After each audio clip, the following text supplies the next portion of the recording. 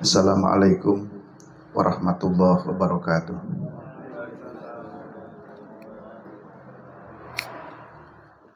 Alhamdulillah, wassalli ala rasulillah Muhammad ibni Abdillah, la haula wa la quwata illa billah, amma ba'du.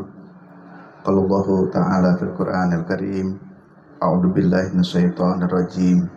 Ya ayyuhalladzina amanu ittaqullaha haqqa tuqatih wa la tamutunna illa wa antum muslimun. Ibu-ibu, bapak-bapak, santriwan-santriwati yang rahmati Allah Subhanahu wa taala. Alhamdulillahirabbil alamin, pada kesempatan pagi ini kita bisa melanjutkan kembali kajian kitab Adabul Alim wal Muta'alim. Kita belajar akhlak dari kitab ini, yang kitab ini adalah karangannya Syekh Hasyim Al-Asy'ari. Syekh Hasyim Asy'ari menulis kitab tentang Adabul Alim wal Muta'alim. Untuk pertemuan pagi ini kita masuk kepada babus sadis, bab yang ke-6. Fi adabil alim fi durusihi. Adab seorang alim fi durusihi, terhadap pelajarannya. Jadi seorang alim, orang yang berilmu, itu harus memperhatikan terhadap darsnya, terhadap pelajarannya. Adab apa saja yang perlu diperhatikan terhadap pelajaran yang sudah kita dapati atau pernah kita dapati. Idza azimal alim ayuhdarul majlis durusahu.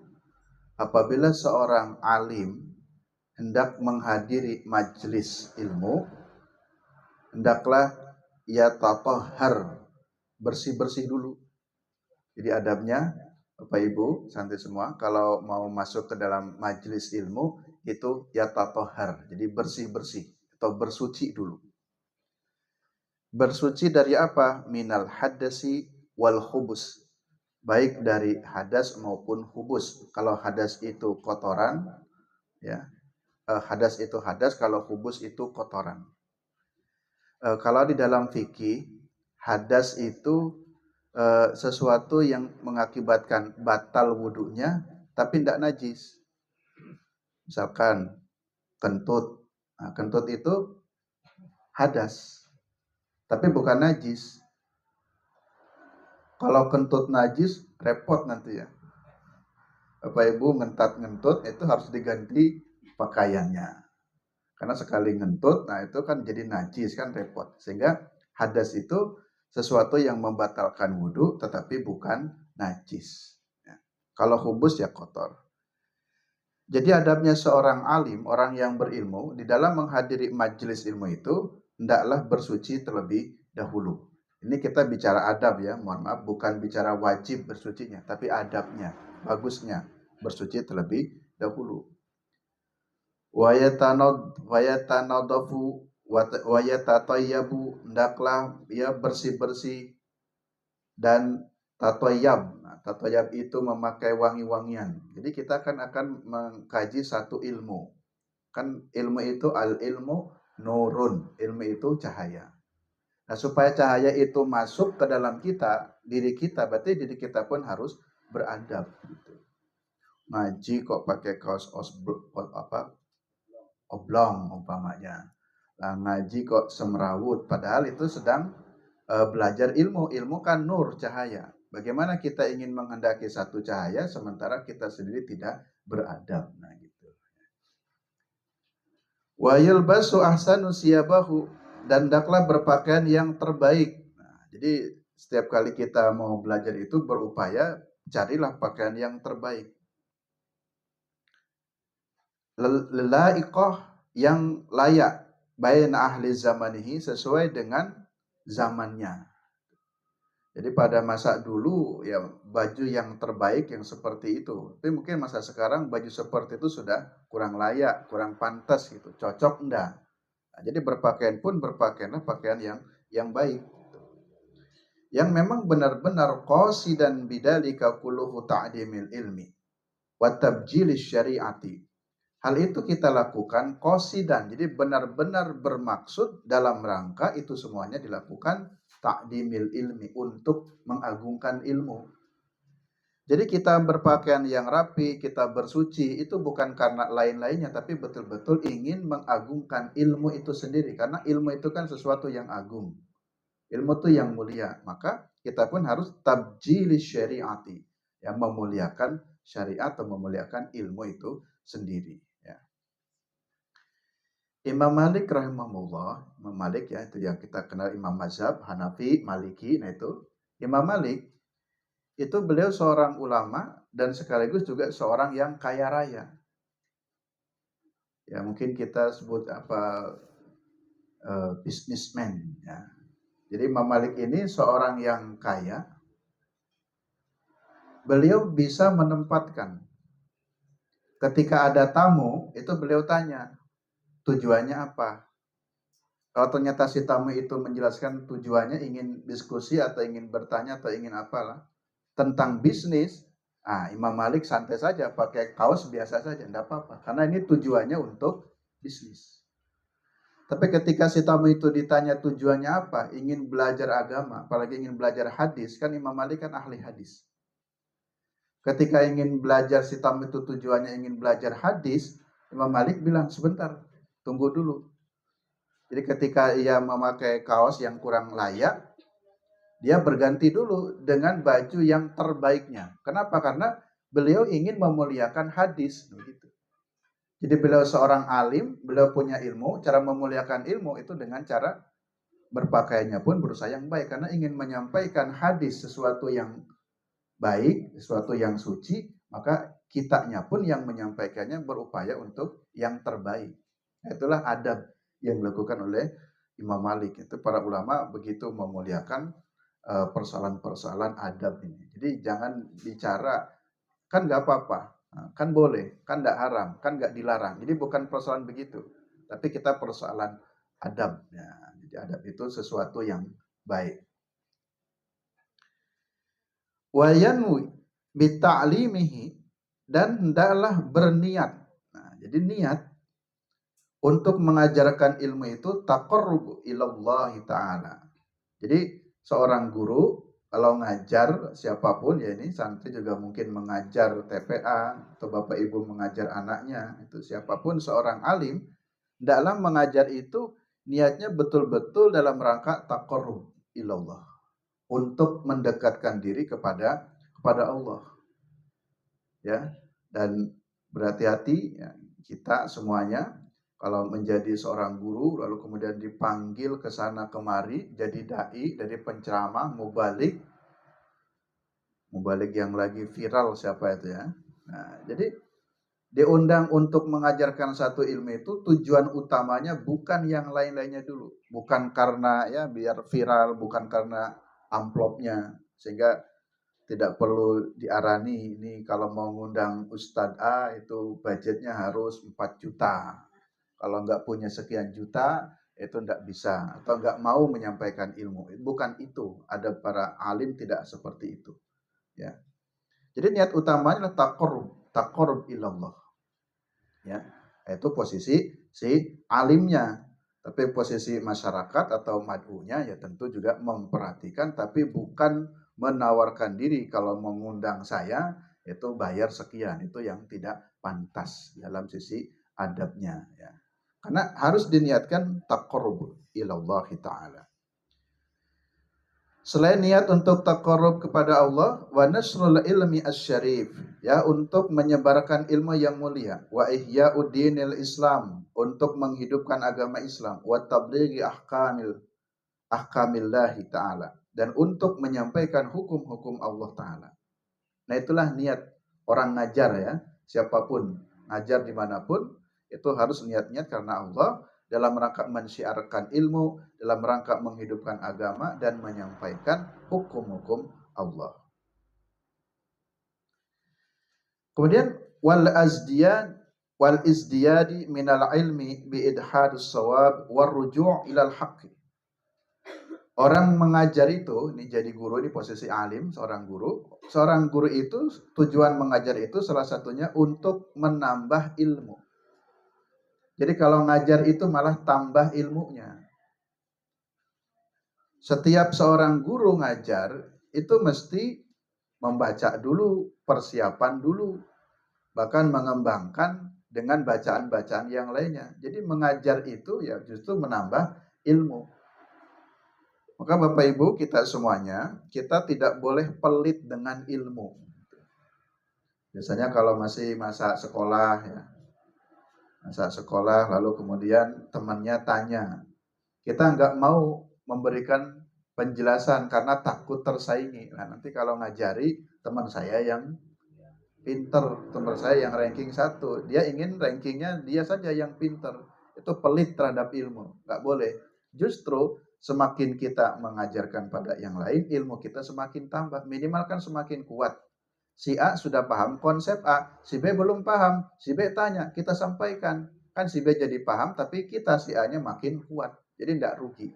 Ya. Nah, jadi ya ini yang santri tidak boleh rugi berbagi ilmu. Ditanya, ya dijawab. Ya. Jangan disembunyikan, jangan takut kehabisan ilmu. Tidak, justru semakin bertambah ilmunya.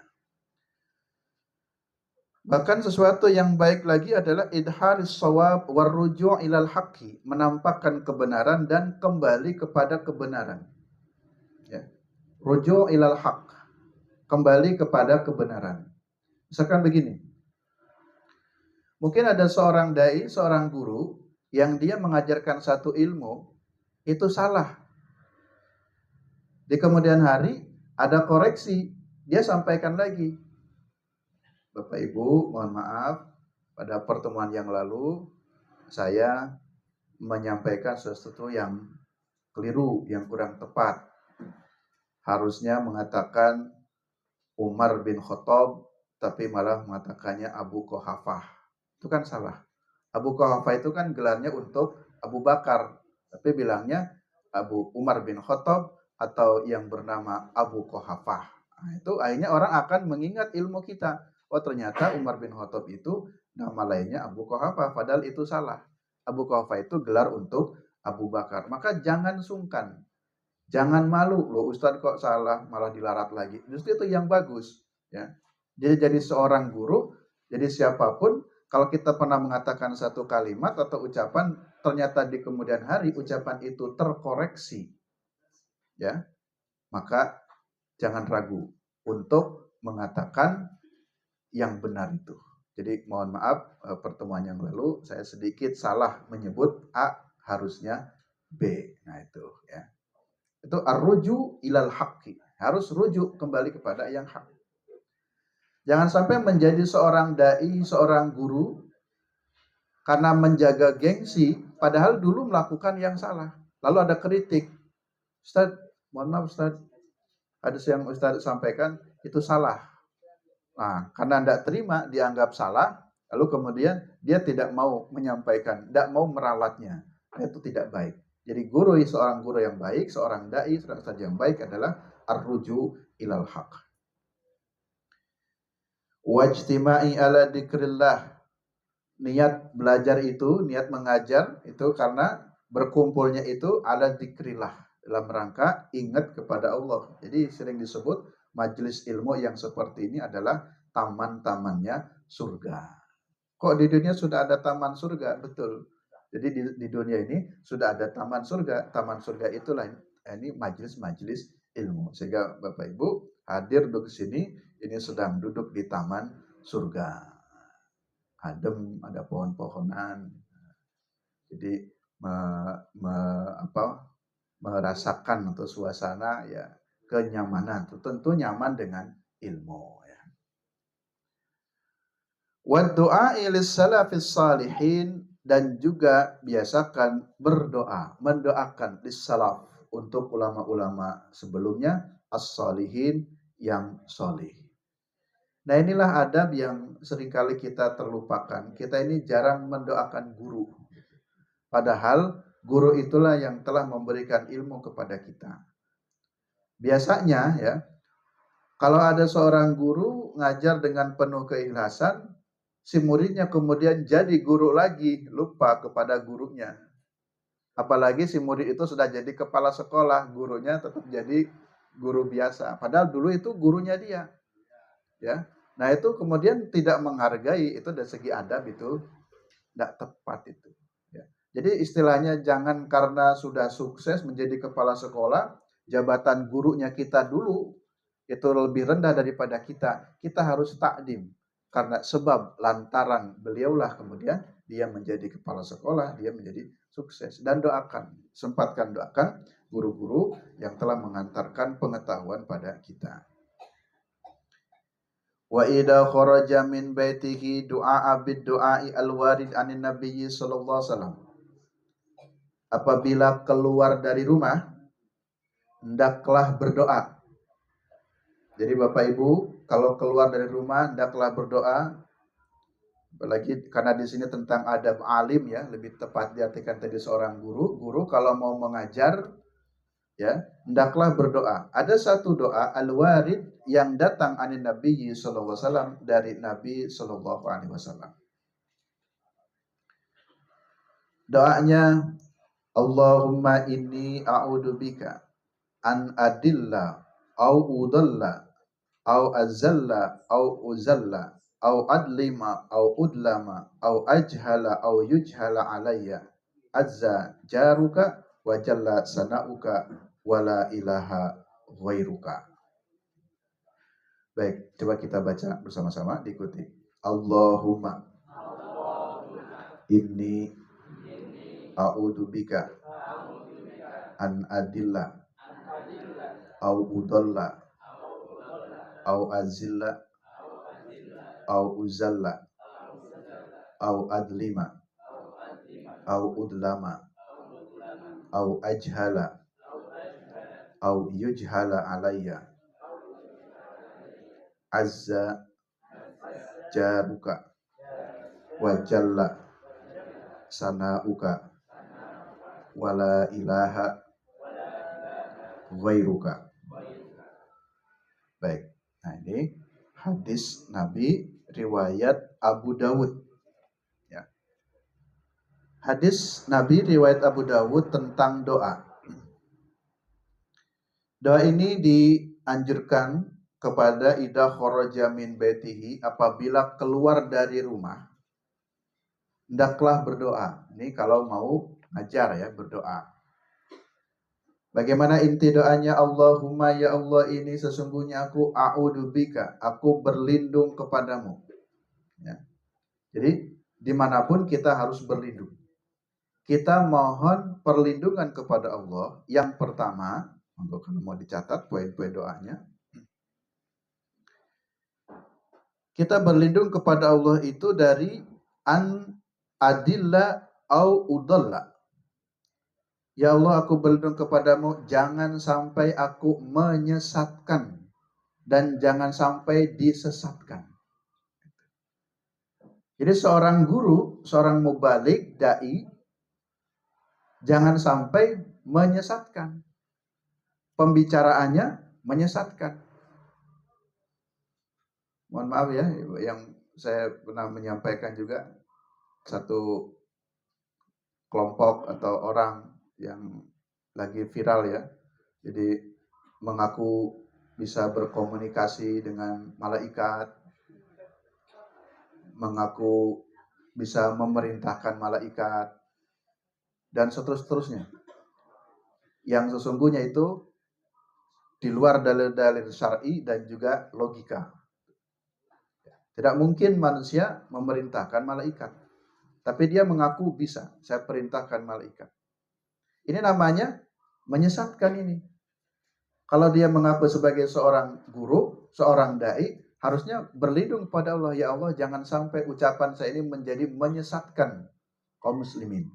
Maka ini penting berdoa. Jangan sampai menyesatkan. Jadi ucapan-ucapan si guru tidak boleh menyesatkan. Karena kalau masyarakat sudah tertarik dengan itu guru, apapun perkataannya walaupun sesat, nah itu akan diikuti, kan bahaya. Jadi ini patokannya adalah di guru itu. Maka Bapak Ibu kalau belajar itu harus memperhatikan sumbernya. Guru itu bagaimana itu? Jadi background keagamaannya, background keilmuannya seperti apa? Jadi jangan asal belajar agama kepada sembarang guru.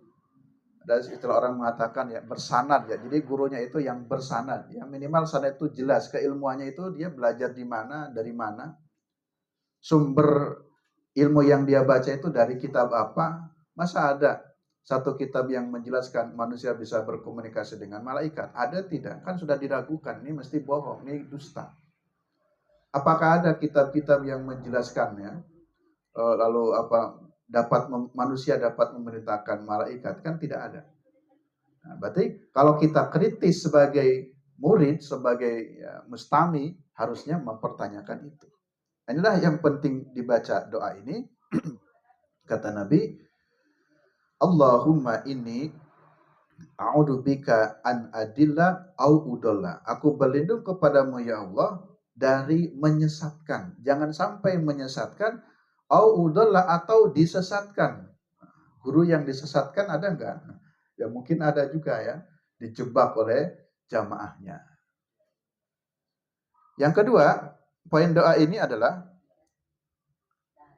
au azilla au uzalla. Ya, azilla au uzalla.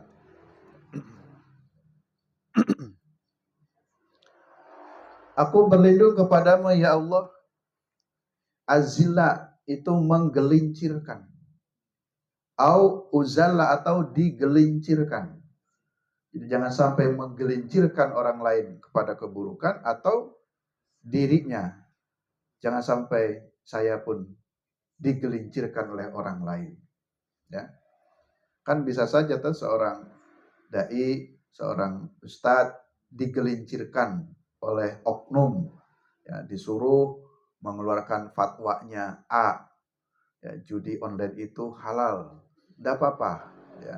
Tapi kan tidak dapat pesanan, itu namanya digelincirkan. Jadi kita juga tidak mau, ya. Jadi berlindung jangan sampai menggelincirkan orang lain dan jangan sampai digelincirkan.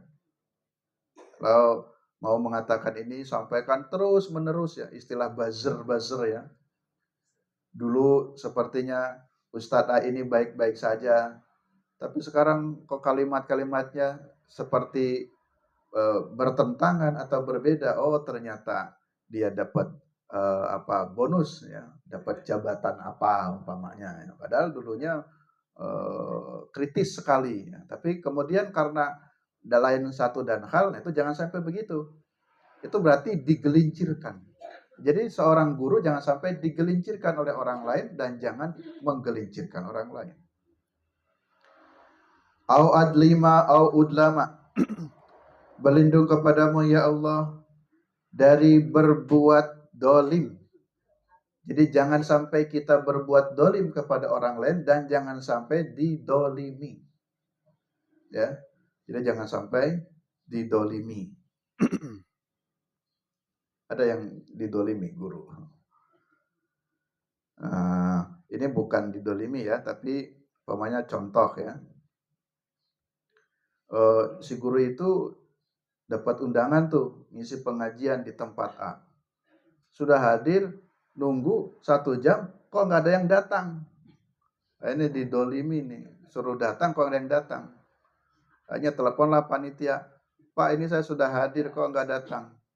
Loh pengajiannya besok Ustaz. Nah, kalau begitu yang dolim siapa? Ya bukan didolimi itu ya, karena ustaznya salah keliru ya, salah melihat jadwal berangkat hari A kok nggak ada jamaahnya, ternyata undangannya untuk besok.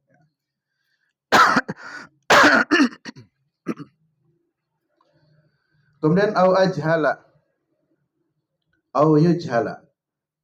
Ya Allah aku berlindung kepadamu dari membodohi.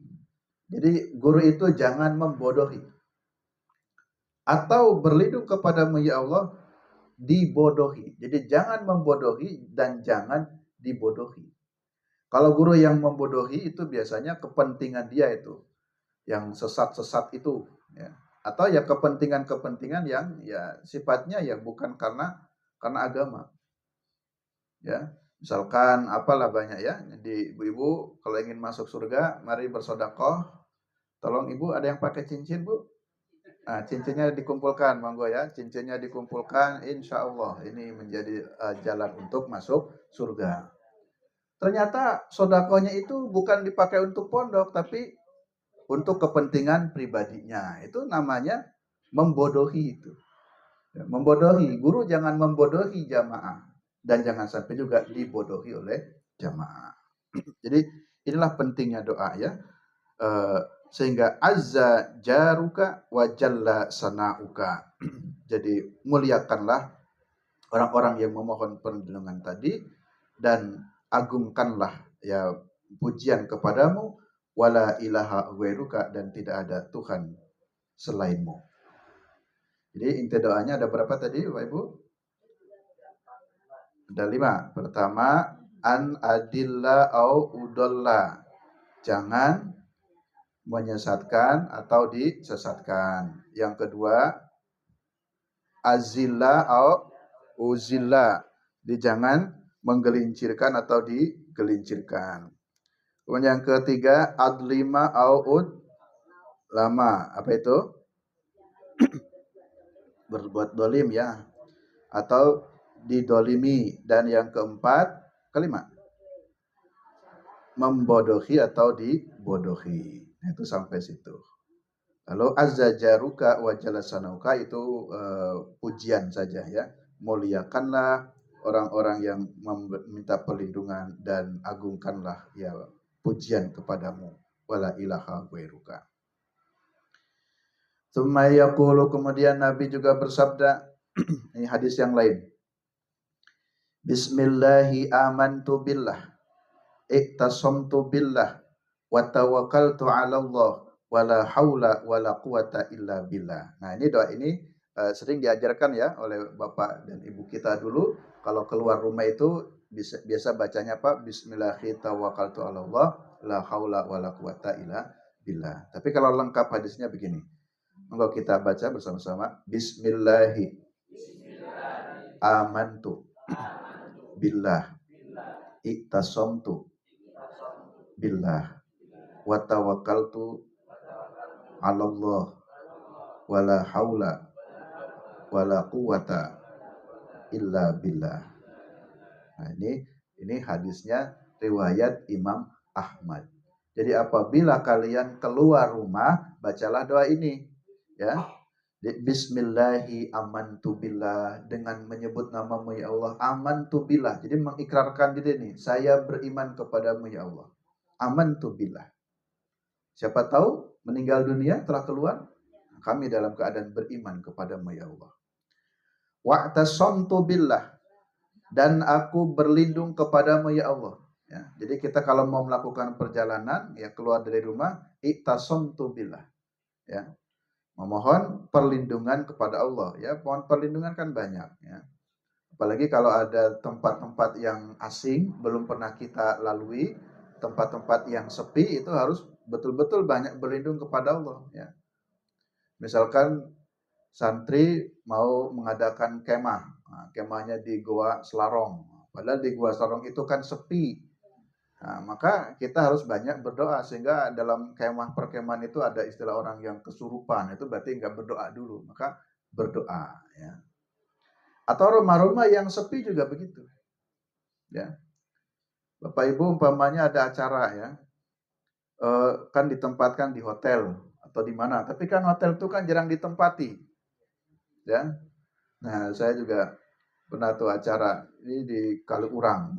Ini hotelnya kayak sepi sekali penginapannya. Ini tempat penginapan itu jarang dipakai, kan sepi. Nah, kalau sepi itu kan ya mesti juga ada yang sudah duluan di situ tuh. Ada yang duluan di situ, maka ya berdoalah berlindung pada Allah. Nah, sehingga minimal untuk menemani itu saya biasanya pakai murotal. Jadi di kamarnya setelkan murotal saja. Jadi biar ada temannya. Ini ada yang satu kamar satu itu yang putri, pas ngobrol di mana Mbak? sana ya sendirian atau takut tak pindah saja dengan yang lain pas ada yang jadi itu tempat-tempat yang sepi, yang kosong, jarang dipakai oleh manusia, ya maka kita pun berlindung kepada Allah. Iktasamtu billah wa tawakkaltu 'ala Allah. Bertawakal kepada Allah, wala haula wala quwata illa billah. Tidak ada daya kekuatan kecuali karena Allah. Baik, jam 6:10. Yang berikutnya, faida wasala ilaihi yusalim alal hadirin. Apabila sampai ke dalam majlis, ucapkanlah salam alal hadirin kepada yang hadir. Ya. Jadi kalau masuk ke dalam majlis, ucapkan salam. Tapi dalam adab majlis juga, kalau majlisnya sudah dimulai, yang terlambat ya tidak harus ucapkan salam. Assalamualaikum. Padahal yang lain sudah usul dalam majlis. Ya. Jadi tidak usah. Jadi melihat kondisinya. Ya. Wa yajlisu mustaqbilal kiblat. Nah, yang bagus itu duduk itu menghadap kiblat. Nah, ini yang di sebelah timur ini menghadap kiblat. Saya malah membelakangi kiblat. Kalau bisa ya adabnya. Tapi kalau kajian besok saya di sebelah timur, Bapak malah nggak bisa masuk. Ya, tidak itu maknanya. Jadi kalau bisa ya bagus menghadap kiblat. In amkana, nah itu jika memungkinkan. Jadi jika memungkinkan maka kita ambil posisi yang menghadap kiblat. Was-sakinah wat-tawadu'. Jadi kalau menghadiri majlis itu dengan sakinah. Sakinah itu tenang, anteng. Wat-tawadu' dan tawadu'. Tawadu itu baik tawadu hatinya ataupun tawadu ya fisiknya. Fisiknya nampak tawadu, sopan santun, tapi hatinya ada kesombongan. Itu bukan tawadu. Jadi dua-duanya. Wal khusu' dan khusu'. Mutarabbi'an. Ini duduknya duduk sila. Nah, di sini ada duduknya duduk sila. Sakit ya. Nah, tidak harus duduknya tidak harus sila. Di sini disebutkan oleh Syekh Hasyim Asy'ari duduknya duduk sila ya. Jadi ini di para santri duduk itu duduk sila. Jangan duduk itu mengangkat apa itu? Mengangkat kakinya ya. Nah, jadi duduknya duduk sila kecuali kalau memang sakit enggak apa-apa ya. Au ghairu dalik atau tidak selain itu juga boleh ya. Minal jalasati al hasanat, yang penting duduk itu dikategorikan duduknya baik. Kalau laki-laki kan umumnya sila, kalau perempuan ini namanya apa? Mil? Duduk apa namanya? Simpuh. Limpuh. Jadi ya disesuaikan saja. Yang penting kategori julusat al hasanat ya. Jadi duduknya yang baik. Wal yasun badanahu aniz zahfi an makanihi. Hindari untuk membungkukkan badannya berlebih-lebihan. Nah, ini mohon maaf ini. Ini Syekh Hasyim Asy'ari mengajarkan begitu. Jadi mohon maaf ya, kadang-kala ada sebagian tradisi nih, seorang murid tuh kalau mau ketemu guru sampai jalannya ngesot ya. Seperti dodok ya, jadi dari sana ke jauhan. Ada yang santri begitu dulu kalau nemuin saya sampai jajan ngesot terus. Jadi tetap hormat kepada guru tapi tak perlu berlebihan. Jadi jangan menundukkan serendah-rendahnya juga, jangan begitu. Jadi secukupnya saja. Mungkin sedikit membungkukkan badan, ya. Jadi jangan juga berjalan tapi tegak, itu nampak seperti sombong. Ya sedikit membungkukkan badan, itu dalam kulturnya orang Jawa. Tapi jangan juga berlebih-lebihan. Kemudian wayadahi anil abasi wat tashbiki. Hendaklah menghindari kalau sedang di majelis itu bermain-main tangan. Jadi iseng. Sedang kajian ilmu ini pletak. Sedang ngaji semua jadi pletak sudah ngaji ilmu ini membelitkan apa ini leher kerap padahal sedang belajar ilmu. Lah hindari yang hal-hal yang kurang sepantasnya dalam majelis ilmu. Wat tasbik Jangan melakukan tasbih. Tasbih ini begini Bapak Ibu. Nah, ini tangannya begini. Jadi jangan begini kalau ngaji itu. Nah, ini kalau begini, kan tangannya dikunci toh. Jadi kalau belajar itu jangan tasbih gitu.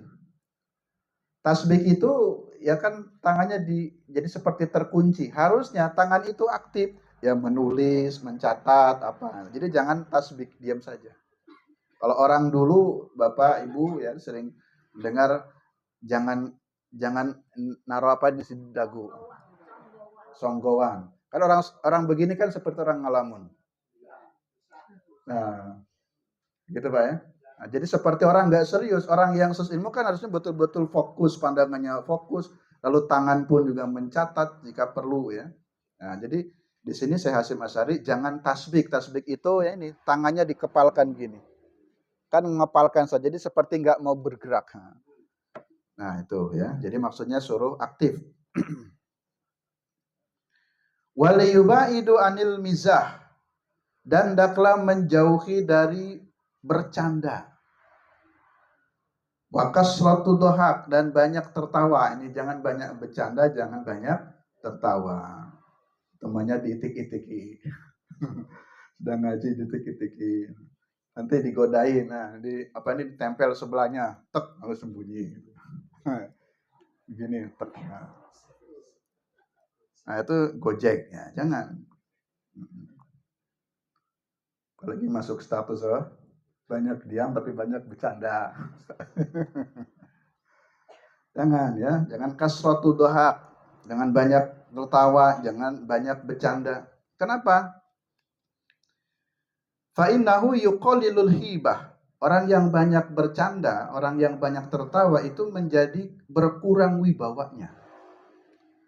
Apalagi kalau ada orang yang ketawanya ngakak, wak wak wak wak, sampai ini kepuk-kepuk, sampai saking ketawanya megangi perut. Nah, itu kalau orang yang begitu itu berkurang wibawanya. Ya, kalau sudah jadi guru masa jadi seorang alim, mau alim kok ketawanya begitu, ngakak terbahak-bahak, mulut terbuka lebar. Nah, karena Nabi itu tidak pernah tertawa dengan sambil menganga ya, jadi terbahak-bahak. Kan ada orang yang ingin melampiaskan ketawanya ya sambil injek-injek injek-injek bumi ya, ngakak sekali, mukul-mukul. Wa yusqitu al-hismah. Orang yang banyak tertawa, orang yang banyak bercanda itu justru akan menjatuhkan nilai. Akhlaknya jadi berkurang. Nah, sini ada beberapa hadis. Seperti hadis an Abi Hurairah dari Abu Hurairah anin Nabi sallallahu alaihi wasallam, dari Nabi sallallahu qala man kasura dahikuhu.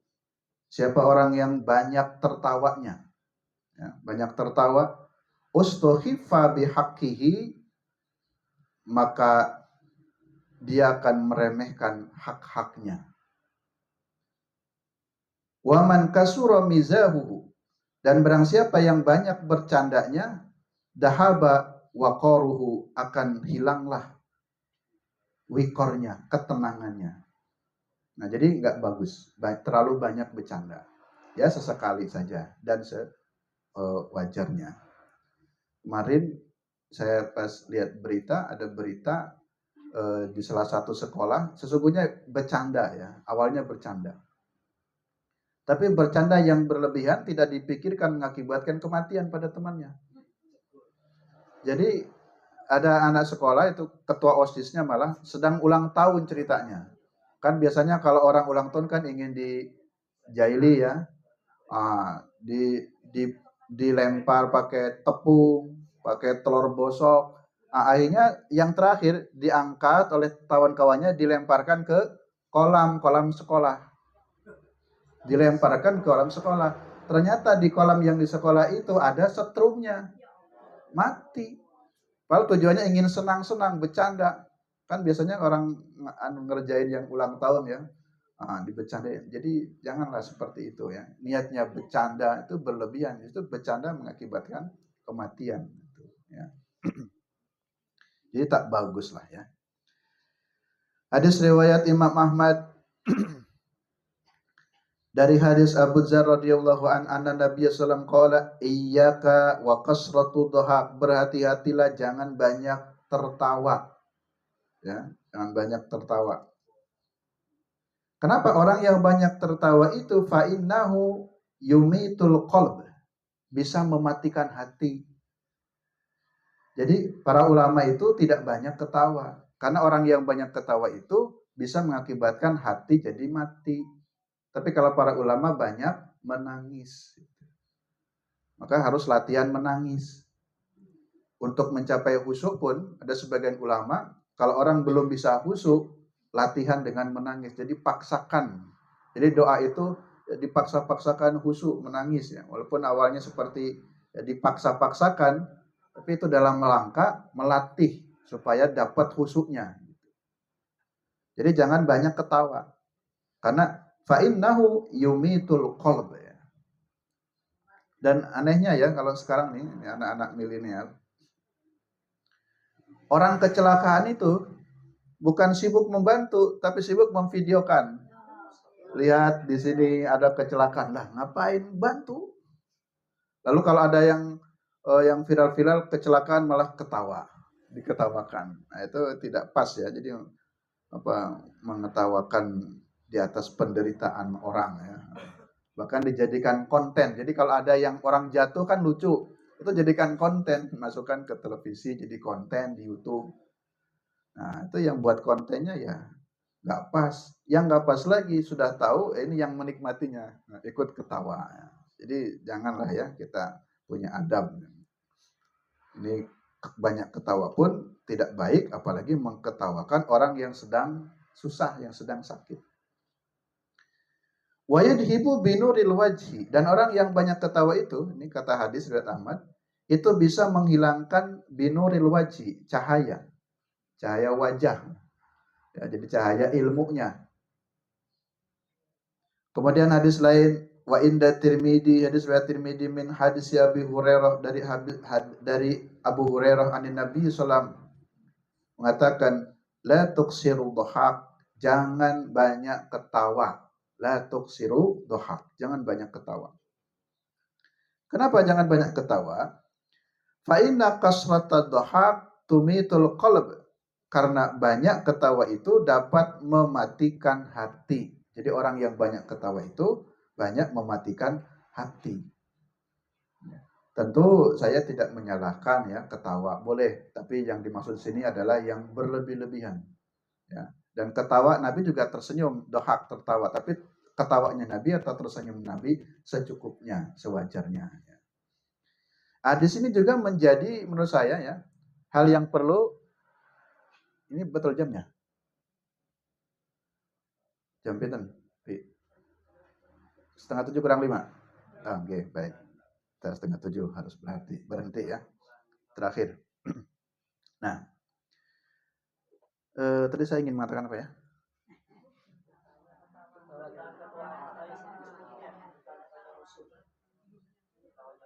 Oh, ketawanya Rasul ya. Baik. Saya ingin mengatakan begini. Ketawanya Rasul, kita harus merubah. Di masyarakat ini harus dirubah. Kalau pengajian itu cari guru jangan ngundang yang gergeran. Ini menjadi ya udah request ya, cari gurunya yang bisa dagel.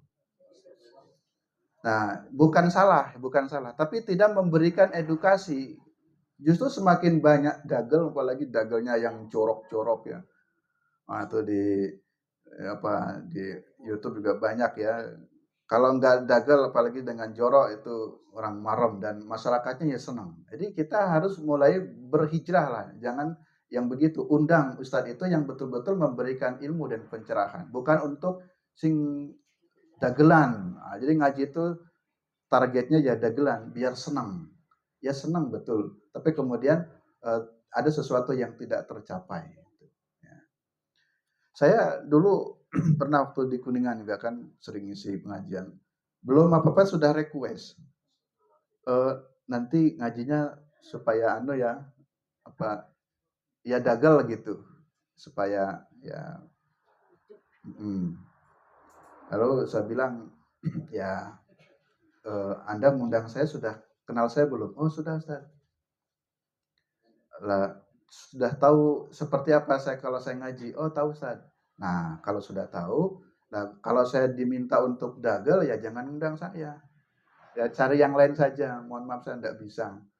Justru seorang guru atau penceramah itu kalau diminta request nanti dagal Ustaz ya, malah nggak jalan malah. Jadi mikirnya itu gimana caranya mikir cari yang dagel-dagelnya itu. Tapi kalau ngaji biasa saja, sesekali mungkin ya ada job-jobnya ya kan, tapi kan bukan dipikirkan besok besok ngaji harus begini dan begitu. Saya yakin semua penceramah kalau permintaannya begitu akan berpikir kan, namanya guru kan berpikir, misalnya jelaskan apa. Lalu kalau udah ada request dagel gitu, saya ya sampaikan kalau requestnya Ustadz yang seperti itu, mohon maaf saya tidak bisa. Ya monggo cari yang lain saja. Tapi kalau mau ngaji ya istilah minta saya ngisi ya kalau sudah tahu tentang saya ya monggo saya siap. Tapi tidak dipeseni suruh dagel, malah jadi nggak dagel tuh malah jadi sepaneng. Karena sudah kepikir mau bikin job malah nggak ketawa, malah kan nggak lucu. Malah nggak lucu ya. Nah, jadi seperti itulah. Nah, sini ini kita belajar dari adabul alim wal muta'alim ya. Kita jangan banyak tertawa, jangan banyak bercanda karena justru tertawa dan bercanda itu malah bisa mengurangi wibawa. Jadi mengurangi wibawa ya. Dan tadi mematikan hati. Demikian Bapak-bapak, Ibu, jemaah sekalian rahmati Allah SWT, kajian kita pada kesempatan ini adabul alim wal muta'alim. Terima kasih atas kehadirannya. Mohon diagendakan ya Bapak Ibu, dicatat kita belajar bersama-sama. Kalau kami sebagai kita ngaji kita pada adabul alim wal muta'alim dan kami sebaiknya nanti gantian temanya sesuai ustadznya. Kurang lebihnya mohon maaf. Billahi taufiq wal hidayah. Assalamualaikum warahmatullahi wabarakatuh.